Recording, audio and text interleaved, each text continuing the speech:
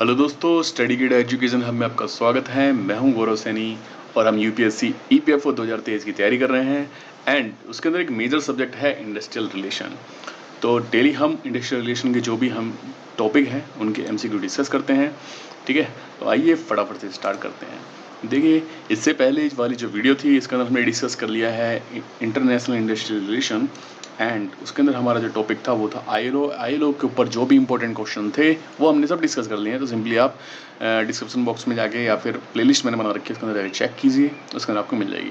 Then उसके बाद में आज एक मैंने वीडियो डिस्कस की है ट्रेड यूनियन पे ही डिस्कस कीजिए, वो वीडियो आप जरूर देखें क्योंकि ट्रेड यूनियन पे ही हम आज जो एमसीक्यू डिस्कस करेंगे तो ये दोनों आपस में लिंक हो जाएंगे कुछ ना कुछ। तो ठीक है, तो ये वीडियो आप जरूर देखें। ट्रेड यूनियन एक्ट 1926 बहुत इंपॉर्टेंट है आपके एग्जाम के लिए एंड इसके ऊपर क्वेश्चन बहुत पूछे जाते हैं। ठीक है, तो आज हम ट्रेड यूनियन काफ़ी बड़ा टॉपिक है, इसके ऊपर एमसीक्यू काफ़ी बन सकते हैं, तो इसलिए मैंने इसको 2 पार्ट में डिवाइड किया हुआ है।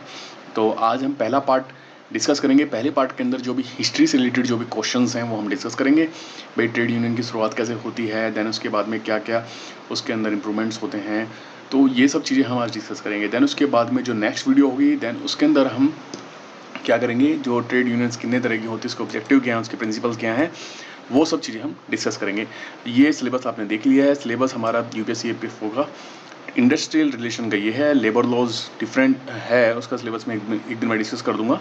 ठीक है, नेक्स्ट आइए देखो, एमसीक्यू करने से पहले हम थोड़ा सा डिस्कशन कर लेते हैं कि भाई कैसे जो है लेबर यूनियंस की स्टार्टिंग होती है। देन इसके बाद फटाफट से एमसीक्यू करना स्टार्ट करेंगे। वीडियो को मैं ज़्यादा लंबी खींचनी नहीं चाहूँगा। ठीक है, तो देखिए सबसे पहले जो लेबर मूवमेंट की जो स्टार्टिंग होती है भाई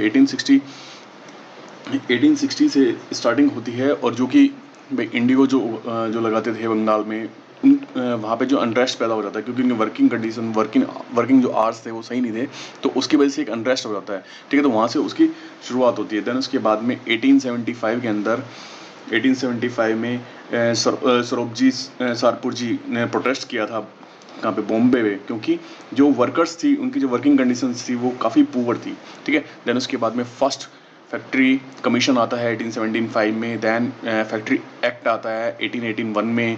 फर्स्ट फैक्ट्री एक्ट आता है, जिसके ऊपर क्वेश्चन भी पूछा गया है। पुराने प्रीवियस आप पेपर देखेंगे तो इसके अंदर पूछा गया है कि पहला फैक्ट्री एक्ट कब आया था, तो 1881 में आया था। ठीक है, तो क्वेश्चन हिस्ट्री से भी रिलेटेड यानी पूछे जाते हैं। ठीक है, तो वो इसलिए मैंने इस वीडियो के अंदर मैक्सिमम जो क्वेश्चन हैं प्रीवियस क्वेश्चन ये सब कवर करने की पूरी कोशिश की है।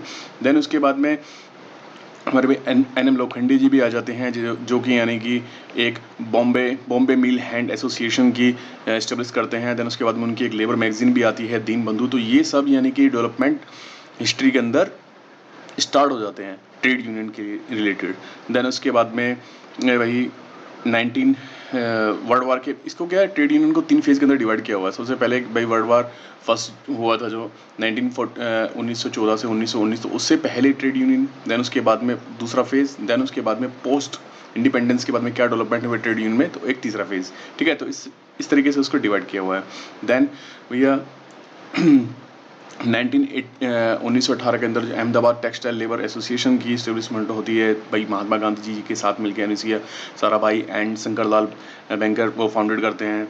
देन उसके बाद में 1919 के अंदर जो मेजर यानी कि आईएलओ इस्टेब्लिश होता है 1919 के अंदर। देन 1919 के अंदर आईएलओ, 1918 में अहमदाबाद टेक्सटाइल एंड देन 1920 के अंदर अपने इंडिया के अंदर भी AITUC all India trade union Congress की स्थापना होती है। ठीक है, तो इस तरीके से डेवलपमेंट चलते आते हैं। 1926 के अंदर हमारा जो क्या नाम है, जो ट्रेड यूनियन एक्ट जिसके ऊपर आज हमारी वीडियो है वो आ जाती है। ठीक है, तो इस तरीके से डेवलपमेंट होता है एंड इन सभी जो भी डेवलपमेंट हुए इन सभी को हम एमसीक्यू के थ्रू एक बार फिर से इनको देखेंगे। आइए फटाफट से एमसीक्यू डिस्कस करते हैं। First labour agitation in history of India occurred in which year. ठीक है, तो सबसे पहले जो लेबर जो एजिटेशन है वो कब हुआ, 1881 के अंदर, 1875 में, 1890 में, तो 1885 में। तो जैसा कि मैंने आपको बताया कि 1875 के अंदर इसका आंसर क्या हो जाएगा, 1875 के अंदर एस एस बंगाली जी, इनका पूरा नाम क्या था, सरोबजी सारपुर जी ने प्रोटेस्ट किया था बॉम्बे में अगेंस्ट पुअर वर्किंग कंडीशन। ठीक है, तो इसका आंसर क्या हो जाएगा 1875। देन सेकंड क्वेश्चन है हु लेड द, देखो ये फैक्ट बेस्ड क्वेश्चन है, सिंपली आपको याद करने पड़ेंगे, ठीक है, इसमें ऐसा समझने जैसा कुछ नहीं है, सिंपली आपको रिमेंबर करने पड़ेंगे ये सब। हु लेड द, बार बार आप इस वीडियो को देखेंगे, आप एक बार पढ़ लीजिए, देन उसको 2x की स्पीड पर रिवाइज करते रहिए तो आपको सब याद हो जाएंगे, ठीक है। तो फर्स्ट लेबर जो एजिटेशन हिस्ट्री में किसने यानी कि उसको जो लीड किया था, तो मैंने आपको बताया SS निंगेलीज। देन उसके बाद में अगला क्वेश्चन है फर्स्ट,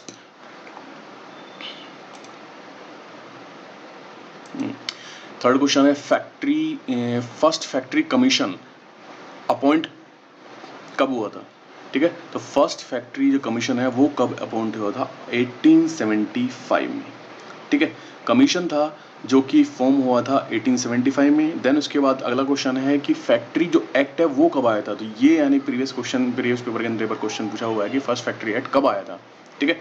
तो इसका आंसर क्या हो जाएगा, फोर्थ का आंसर हो जाएगा 1881 में, ठीक है। तो 3-4 क्वेश्चन आपको हमेशा याद रखने में, सबसे पहले तो भाई कमीशन कब आया था, 1875 में, ठीक है। देन और फैक्ट्री, पहला जो फैक्ट्री एक्ट था वो कब आया था, 1881 में।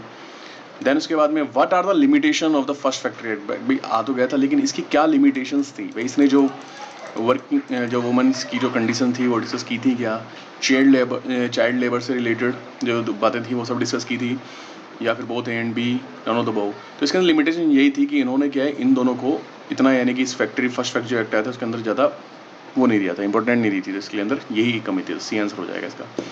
अब सेकंड फैक्ट्री कमीशन एक्ट कब आया था, ठीक है। तो इस बार यही पूछा जा सकता है, प्रीवियस पेपर में फर्स्ट पूछ लिया तो क्या पता इसमें क्या नाम है सेकंड पूछ लिया जाए, कमीशन और फैक्ट्री एक्ट के बारे में, ठीक है। तो 6 का आंसर क्या हो जाएगा कि भाई दूसरा जो फैक्ट्री कमीशन था वो कब आया था, तो 1884 के अंदर दूसरा फैक्ट्री कमीशन हमारा आ गया था, ठीक है। अगला क्वेश्चन है कि which of the following was the first sponsored labour organization in India, ये क्वेश्चन भी पूछा जा चुका है कि first sponsored labour organization in India कौन सी है, ठीक है। तो बताइए, तो इसका आंसर क्या हो जाएगा हमारे पास, बॉम्बे मिल हैंड एसोसिएशन, ठीक है। तो ये हमें जरूर याद रखना है, ठीक है, क्योंकि अगला हम चलते हैं इसके बाद में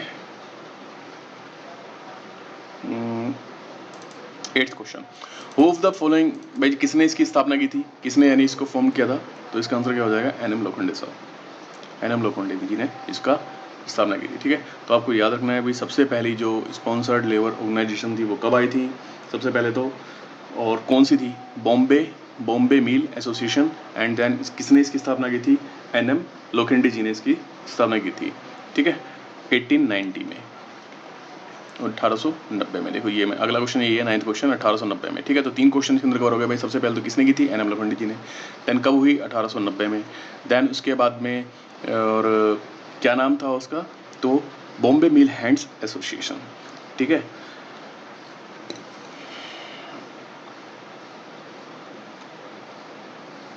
टेंथ क्वेश्चन हम डिस्कस करते हैं, NM Lokhande who form the Bombay mill association from which name publish the labour magazine, labour जो इन्होंने एक मैगजीन पब्लिश की थी वो किस नाम से उन्होंने की थी, बंधु के नाम से की थी, सत्यार प्रकाश के नाम से, देश बंधु के नाम से, या दीन बंधु के नाम से, तो उस मैगजीन का नाम था दीन बंधु, ठीक है। NM Lokhande who form the Bombay mills hand association from which name publish the magazine, तो उन्होंने जो मैगजीन थी ये क्वेश्चन गलत हो गया, वो तो ऊपर कवर कर दिया हमने ना, ये क्वेश्चन गड़बड़ है, ठीक है। आइए अगला क्वेश्चन, इसको छोड़ दीजिए, अगला क्वेश्चन देखते हैं। Amalgamated society of railway servant of India formed in which year, तो ये किस साल के अंदर फॉर्म हुई थी बताइए, तो इसका आंसर क्या हो जाएगा हमारे पास में 1897, ठीक है। Who founded the Ahmedabad textile, इसके बारे में मैंने डिस्कस किया था कि 1918 के अंदर जो Ahmedabad textile labour association form हुई थी तो उसके अंदर कौन कौन मेंबर था, भाई महात्मा गांधी जी थे, अनुसुईया साराभाई जी थी, या शंकर लाल बंकर जी थे, तो इसका आंसर क्या हो जाएगा, ऑल ओवर सब थे। तो ये इंपॉर्टेंट मोस्ट इंपॉर्टेंट क्वेश्चन है, क्यों, क्योंकि महात्मा गांधी से रिलेटेड है, महात्मा गांधी से रिलेटेड जो भी यानी जो क्वेश्चंस हैं वो सब इंपॉर्टेंट ही होते हैं, कि क्वेश्चन पूछा जा सकता है कि महात्मा गांधी जी ने सबसे पहले यानी कौन सी लेबर एसोसिएशन का पार्ट बने थे, ऐसा पूछ सकते हैं, कब बने थे, तो इस क्वेश्चन में यानी हमारे 2-3 क्वेश्चन बन जाएंगे भाई, 1918 में, और महात्मा गांधी जी सबसे पहले जो लेबर एसोसिएशन जो उनके द्वारा बनाई गई वो कौन सी थी, अहमदाबाद टेक्सटाइल लेबर एसोसिएशन, ठीक है। तो ये क्वेश्चन बन सकता है। एसोसिएशन। हाँ जी, तो आइए 14 क्वेश्चन डिस्कस करते हैं।